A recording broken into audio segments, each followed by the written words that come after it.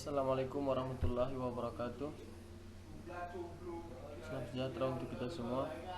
Saya Abdul Wahab Sam, MPP 281065, kelas F4, akan memaparkan tentang status otonomi dan dampaknya terhadap politik lokal. Sebab ini termasuk dalam sebab pendahuluan, yang dimana tugas ini merupakan salah satu syarat ujian akhir semester dari mata kuliah kelembagaan politik daerah yang diampu oleh Bapak Dr. Andreas Florianus Asar MSc. Langsung saja, pendahuluan. Karakter suatu daerah akan memberikan gambaran bentuk status otonomi yang sesuai bagi daerah tersebut. Pemberian status otonomi telah diwadahi baik dalam konstitusi maupun di dalam perundang-undangan lain tentang otonomi daerah. Artinya negara dalam hal ini pemerintah pusat mengakui kekhasan daerah-daerah yang berbeda-beda. Dengan demikian, pemberian status daerah otonom, istimewa ataupun otonomi khusus bukan merupakan hal tabu di dalam menyelenggarakan administrasi pemerintahan yang fair. Penjelasan ini merupakan gambaran atau garis besar dari status ekonomi yang tadi. Selanjutnya, dasar hukum. Di dalam Undang-Undang Dasar 1945 telah diakui keberadaan daerah dengan beragam corak.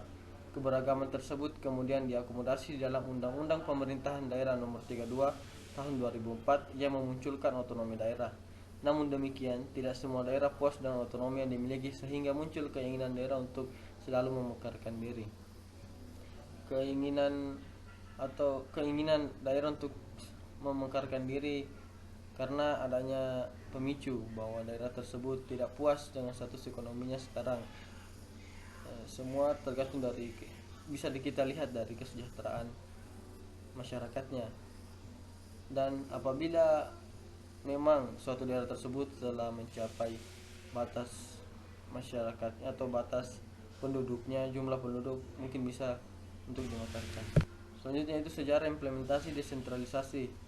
Sejak tahun 1999, desentralisasi atau lebih dikenal sebagai otonomi daerah diimplementasikan di Indonesia sebagai bagian dari program restrukturisasi nasional yang diresepkan oleh World Bank. Terhitung setelah perubahan terjadi, Indonesia mengalami kenaikan tuntutan sangat drastis atau sangat dramatis daerah untuk memisahkan diri dari induk. Membentuk daerah baru berdasarkan kebijakan pemekaran daerah provinsi atau kabupaten kota tercantum pada Undang-Undang Pemerintahan Daerah. Namun sejatinya, para pembuat kebijakan berkecimpung dalam masalah desentralisasi pada awalnya tidak pernah bermaksud menciptakan aturan yang dapat mempercepat proses pemisahan daerah secara instan. Selanjutnya yaitu pembentukan daerah dan pemekaran wilayah. Pembentukan daerah administratif atau pemekaran wilayah menurut evaluasi dari Perencanaan Pembangunan Nasional dan UNDP tentang dampak pemekaran dari 2001 sampai 2007, sejak tahun 2004 jumlah provinsi di Indonesia telah bertambah secara pesat dari 26 provinsi menjadi 33 provinsi. Ini naik sebesar 26,9%, dan kabupaten kota bertambah dari 303 kabupaten atau kota menjadi 404 kabupaten atau kota. Ini bertambah persentasenya dipresentasikan 45,2%. Laporan tersebut juga mengidentifikasi lebih dari 114 distrik dan 21 provinsi baru yang sedang menunggu untuk disahkan di Dewan Perwakilan Rakyat di tingkat nasional maupun daerah. Dari penjelasan di atas, kita dapat menarik kesimpulan bahwa tata cara mendefinisikan formula tepat bagi pemekaran provinsi maupun kabupaten atau kota telah menjadi permasalahan yang cukup rumit bagi pemerintah pusat dan daerah. Situasi bertambah kompleks ketika pemekaran menjadi proses satu arah dan tidak ada satupun daerah pemekaran yang secara sukarela mendukung ide penggabungan daerah kembali. Lebih lanjut, di antara beraneka ragam literatur tentang desentralisasi, hanya ada beberapa saja yang mengulas tentang kebijakan pemekaran dan penggabungan daerah. Pada akhirnya, banyak daerah pemekaran baru di Indonesia berdiri tanpa memiliki kelembagaan yang memadai, sesuai dengan kebutuhan masyarakat berlatar belakang etnis religius beragam. Kurangnya studi empiris dan referensi mengenai pemekaran dapat berdampak pada kegagalan pemerintahan beradaptasi dengan agenda pemisahan daerah administratif.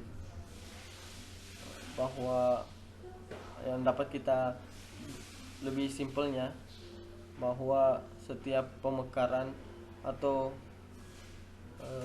untuk pembentukan kabupaten kota provinsi yang baru, pertama itu harus memenuhi syarat. Kedua yaitu memang ada informasi atau pengetahuan tentang pemekaran tersebut, bukan semata-mata hanya untuk memekarkan daerahnya sendiri untuk mungkin mencapai tujuannya sendiri, tapi tetap dalam ruang lingkup Indonesia, tetap menjunjung tinggi undang-undang dan Pancasila. Mungkin itu saja penjelasan dari saya. Terima kasih. Assalamualaikum warahmatullahi wabarakatuh. Salam sejahtera untuk kita semua.